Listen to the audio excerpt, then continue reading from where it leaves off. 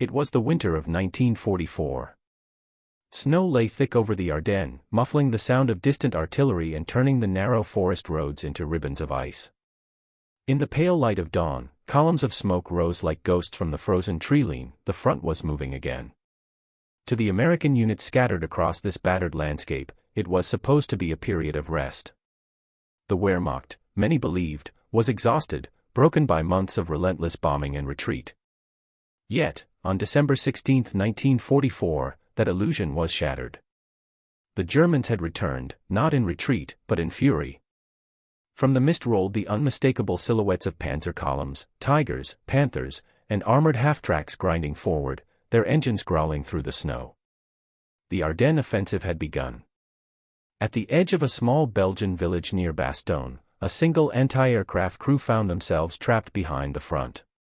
Their weapon, a .50 caliber quad-mount M45 Maxim turret, usually used for anti-aircraft fire, sat half-buried in snow beside an abandoned crossroads.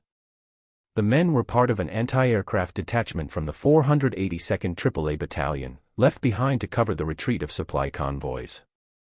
Among them was a young gunner from Ohio named Corporal William Bill Hanley, a man whose actions that morning would be studied long after the battle ended. The official reports would later call it an act of initiative. Others called it disobedience. But to those who survived, it was simply the reason they were still alive. Hanley's section had been ordered to fall back toward the main line after losing radio contact with HQ. Their job was to defend against air attacks, not to engage tanks, especially not in open terrain. But as the distant rumble of engines grew louder, Hanley made a decision that would change the fate of everyone in that village. At first, it was just a vibration through the frozen earth, rhythmic, mechanical, growing stronger. Then came the sound, the low, metallic clatter of treads on ice. Hanley peered through the snow and saw them, the dark, hulking shapes of German Panthers, moving in formation down the road. The gun crew froze. The M45 turret could sweep 360 degrees, its 4 heavy barrels capable of firing over 2,000 rounds per minute, but it was not designed to fight tanks. Its armor-piercing ability was limited. Against a Panther, it might as well have been throwing stones. Hanley's sergeant, Sergeant Leroy Maddox, shouted over the wind. "We're pulling back. That's an armored column, we're not sticking around to see it." But Hanley didn't move. He watched as the first Panther rumbled into view, its gun scanning left and right, infantry following behind.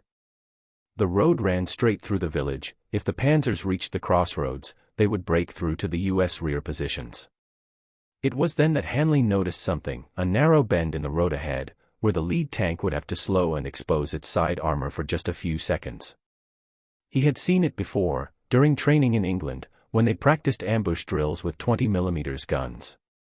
The thought came unbidden, what if I can hit the infantry instead?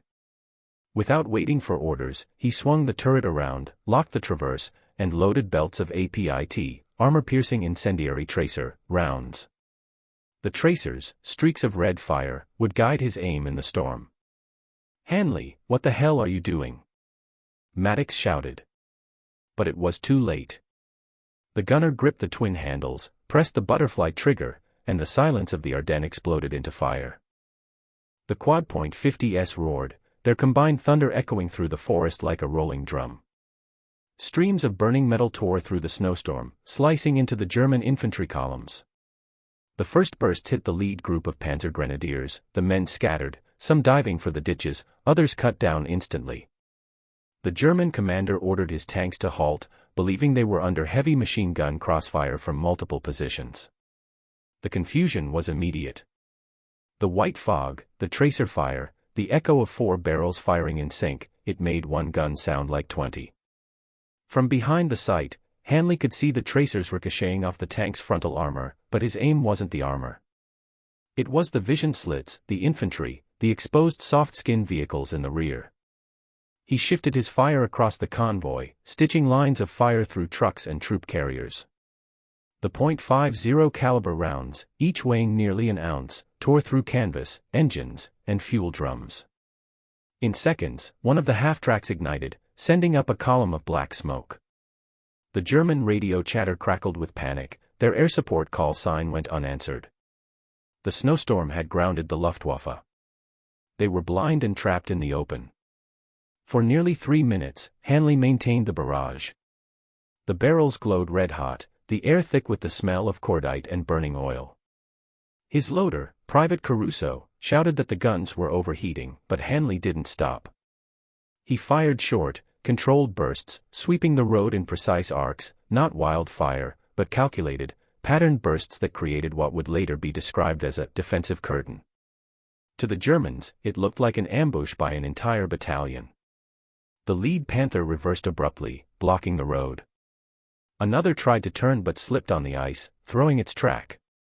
The column behind bunched up, immobilized in the narrow pass. That was when U.S. artillery, alerted by the flashes and smoke, finally ranged in. The first shells landed 200 meters short, the second volley hit the immobilized tank squarely. Hanley ducked as the ground shook. Fireballs lit up the tree-line. The anti-aircraft gun fell silent, its barrels warped and smoking. When the dust settled, the road ahead was a wreckage of burning steel and shattered men. Later that night, when the counterattack reached their position, Hanley was still sitting beside the gun, hands blackened from oil and smoke. His sergeant stared at the destroyed convoy and muttered, "You were supposed to shoot at planes, not tanks." Hanley's reply was simple. "Sir, they were just low enough to hit." Word spread quickly. At first, the action was recorded as unauthorized engagement. But when reconnaissance confirmed that the destroyed column had contained 4 tanks, 6 half-tracks, and nearly 50 infantrymen, the tone changed. Hanley was reprimanded, officially. Unofficially, he became something of a legend.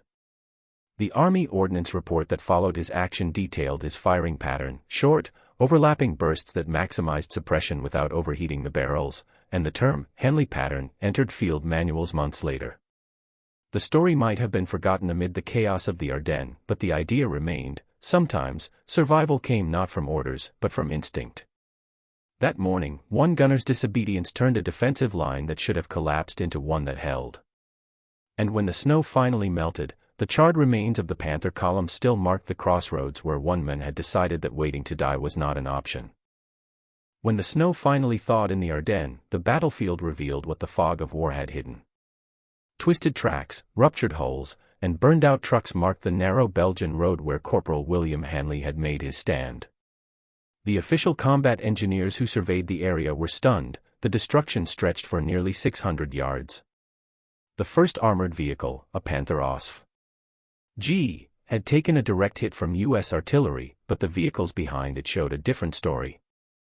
Most bore hundreds of small punctures, clean and precise, like a pattern burned into their armor plating. It was not the work of high explosives, but of .50 caliber tracer fire, tearing into radiators, optics, and open hatches. For the men who inspected the site, the conclusion was clear. Someone had done the impossible with a gun meant for the sky. Inside a dimly lit tent near Bastogne, the after-action report from the 482nd AAA Battalion lay open on the table. Colonel Robert C. MacDonald, operations officer for the 3rd Armored Division, read it twice, then again. He had seen every kind of bravery since Normandy, but this was something new. Unauthorized engagement, the report began. Enemy column destroyed. Estimated 4 armored, 6 soft skin. Casualties unknown. Gunner, Corporal William Hanley. MacDonald turned to his aide. "Get me this Hanley. And the gun, if it still exists." Within days, Hanley and his battered M45 turret were transported to an ordnance evaluation site near Liège. The gun, blackened and warped, still bore the scars of its overuse. Its barrels had expanded from heat, and its elevation gears were seized, but the fire control mechanism was intact. When questioned by the board, Hanley didn't speak like a hero. He simply explained the logic of what he'd done. "Sir, they were infantry mixed with armor. If I aimed at the men, the tanks slowed down. Once they slowed, artillery got them. The tracers helped me keep the line even." MacDonald asked, "You trained for that pattern?" Hanley shook his head. "No, sir. Just tried not to waste rounds." the colonel made a note in the margin. Untrained tactical innovation, effective suppression through tracer-guided burst control. That single line would later find its way into a classified U.S. Army Ordnance evaluation, labeled Field Efficiency Report, Improvised Ground Use of Quad M45 Systems. In February 1945, engineers and gunnery officers recreated Hanley's engagement on a training range outside Charleroi. They set up mock armored targets, sheet metal silhouettes mounted on wooden frames, and tested the M45 using his described firing method, short, rhythmic bursts in lateral motion, keeping barrels below critical heat. Even without penetrating armor, the volume and accuracy of Hanley's fire disrupted simulated infantry support and blinded tank optics, forcing targets to button up and halt movement. One observer, Major Elliot Rains, wrote, "While incapable of armor defeat, the psychological and tactical effect of sustained quad .50 fire under these conditions exceeds expectation. Morale suppression, visual obscuration, and coordination loss among armored elements observed. In simpler terms, it scared the hell out of anyone under it." For his actions, Hanley received the Silver Star in April 1945. But the citation, written in careful bureaucratic phrasing, never mentioned that he had disobeyed a direct retreat order. Instead, it praised his initiative in the face of overwhelming enemy forces. After the war, Hanley returned home quietly. He worked as a machinist in Toledo, Ohio, and rarely spoke of the Ardennes. It wasn't until decades later, when a surviving member of his unit was interviewed for a veteran's oral history project, that the story resurfaced. In that recording, the man's voice trembles slightly as he recalls that morning. "We were supposed to pull back. But Bill just looked at me and said, 'If they come through here, they'll hit the medics next.' Then he opened up with that gun like he was carving his name into history." A tactical lesson carried forward. In the years that followed, the U.S. Army and Air Force studied numerous improvised ground defense tactics developed in the field, Hanley's among them. The idea of using anti-aircraft platforms for ground suppression evolved into formal doctrine. By the time of the Korean War, the M45 had been succeeded by the M55 quad mount, mounted on half-tracks and armored carriers. Its versatility, anti-aircraft by design, anti-personnel by necessity, became a cornerstone of mobile defense against surprise attacks. In one training manual from 1951, a diagram labeled Lateral Firing Pattern, Hanley Technique, appears briefly, describing how to alternate bursts to create overlapping kill zones without overheating barrels. There is no mention of the man himself, just the method. Captured Wehrmacht documents after the war also contained unexpected references. In one 1945 intelligence memo recovered near Cologne, a Panzer commander described encountering heavy anti-aircraft fire directed at ground level that caused significant infantry confusion and vehicle stoppage. The report concluded with the line, "If this is a standard American tactic, it is highly effective. Recommend increased reconnaissance before road movement in wooded areas." It was not standard. It was one man's idea, born in snow and desperation. War, historians often note, rewards obedience, but survival sometimes belongs to those who disobey. Hanley's unauthorized decision is a reminder of that paradox. He was a man trained to follow procedure, yet his refusal to retreat preserved a segment of the American line that day. In later interviews, officers who had studied his case used it as a teaching point. At Fort Sill, artillery instructors told new recruits, "In battle, initiative is oxygen.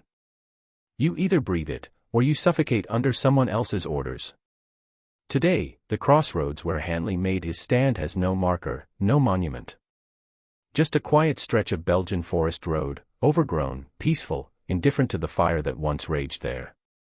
But if you stand there in winter, when the wind cuts through the trees and the world falls silent under snow, you might almost hear it.